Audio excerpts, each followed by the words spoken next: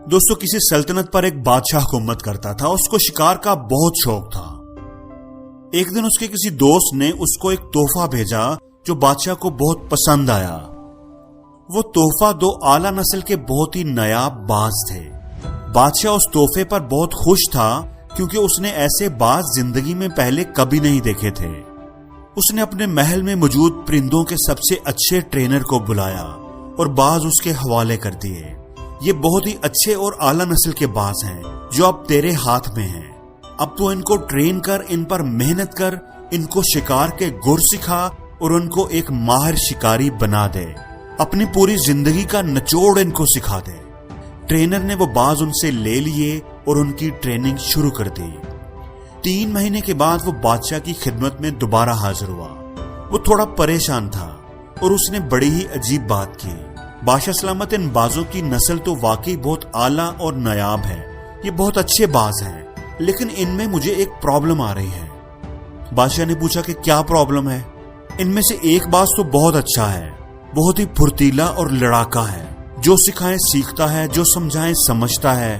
उसकी मैंने जबरदस्त ट्रेनिंग की है, उस पर बहुत मेहनत की है और वो एक माहिर शिकारी बन चुका है। लेकिन प्रॉब्लम दूसरे बाज में है। ये तो उड़ता ही नहीं, एक ही जगह पर बैठा रहता है। अब जो उड़ता ही नहीं उसको मैं क्या सिखा सकता हूँ? बादशाह ने कहा कि कोशिश करो, कोई तरीका आजमाओ। ट्रेनर ने कहा कि मैंने सब जतन कर लिए हैं, हर तरीका आजमा लिया है, लेकिन ये टस से बस नहीं होता, कोई फायदा नहीं हुआ। बादशाह ने कहा कि ये बाज मुझे बहुत पसंद हैं, बहुत प्यारे हैं, इनको हर हाल में ट्रेन करना ही करना है। तुम पूरी सल्तनत में ऐलान कर दो, हर जगह जाओ और कोई ऐसा आदमी ढूंढो जो परिंदों से प्यार करता हो, उनकी बोली समझता हो। उसे तलाश करो, लेकर आओ। वो आकर इस बात से बात करे, इससे पूछे, इसे समझे कि इसको क्या मसला है। दूसरा भी तो तेरा ही भाई है, तेरी ही नस्ल का है, वो तो मस्त उड़ता है, तुम्हें क्या प्रॉब्लम है? ट्रेनर ने ऐसे ही किया। उसने पूरी सल्तनत घूमी, आदमी की तलाश की और आखिर उसने एक आदमी ढूंढ ही लिया। वो उसे लेकर के आया और कहा कि इस बाज को देखो, ये सारा दिन बैठा रहता है, उड़ता ही नहीं। मैंने तो पूरी कोशिश कर ली है, हर तरह से देख लिया है, लेकिन मैं इसे उड़ा नहीं सका।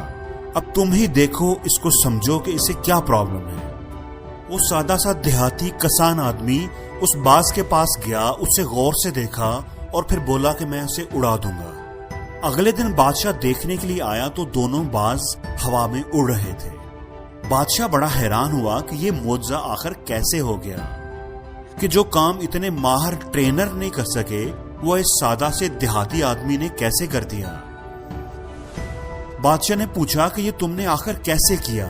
तो उस आदमी ने जवाब दिया कि बादशाह सलामत, मैंने तो कुछ भी नहीं किया। जिस शाख पर ये बैठा हुआ था, बस मैंने उस शाख को काट दिया तो ये अपने आप ही उड़ने लगा। दोस्तों, हम में से अक्सर लोग इस बाज की तरह होते हैं जो किसी न किसी शाख पर बैठे रहते हैं और वो शाख उन्हें उड़ने नहीं देती, उन्हें रोकती है, उनके पांव की जंजीर बन जाती है। उस शाख को काटना पड़ेगा। जो सहारे आपको कमजोर करें उन्हें तोड़ देना चाहिए। जो चीजें आपकी कामयाबी में रुकावट हों उन्हें छोड़ देना चाहिए। हर चीज की एक कीमत होती है, कामयाबी की भी एक कीमत है।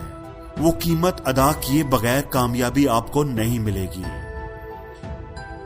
जिस तरह एक जहाज साहिल पर खड़ा होने के लिए नहीं बना होता, उसे गहरे पानियों में उतरना ही पड़ता है।